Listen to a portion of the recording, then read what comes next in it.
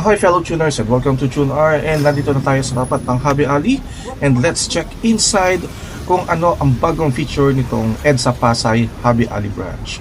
So again, you can go here dito sa Red Doors, then ito yung Hobby Alley. You can build here, and of course kung papagod kayo, you can bed here sa Red Doors. Yes, tama yung narinig nyo, meron tayong entrance papunta doon sa Red Doors, and meron din tayong entrance dito sa ilalim ng garage or parking ng Red Doors. The building itself is the Red Doors, so kailangan nyo talaga siyang dumaan. It's either here, dito sa garage area, or if you want naman dun sa mas maliwanag, doon sa loob ng Red Doors. So may dalawang access tayo papunta dun sa Hobby Alley. By the way, you can also park your vehicle here, and from here makikita na natin yung signage ng Hobby Alley punta sa taas. To the left lang tayo mga ka-tuners. Konting left lang din uli, and dito mapapansin nyo may maliit lang na space, but still yan ang papunta sa Gantla Haven natin. So dito pala makikita na natin ang ulo ni Lolo Gundam at ang kanilang mechanical door. Let's go!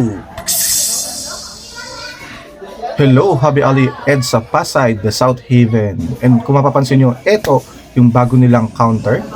Chest part na siya ni Lolo Gundam, and yung nasa north is yung shoulder part. May bagong battle cry na rin si Hobby Alley, ang Build Beyond Limits. Napakaangas, di ba?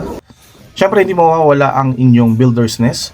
Mas malaki, mas maganda, at mas maangas. Di ba? Fellow builders, hindi pa rin mawawala ang inyong workstation. Isang napakalinis na workstation. Clean as you go nga lang tayo, fellow builders. May storage for rent na rin sila dito, just in case na hindi nyo matapos ang Gunpla, and you can keep it here. Siyempre, if you want to escalate and elevate your artistry and creativity, andito pa rin ang kanilang gun photography and spray booth area.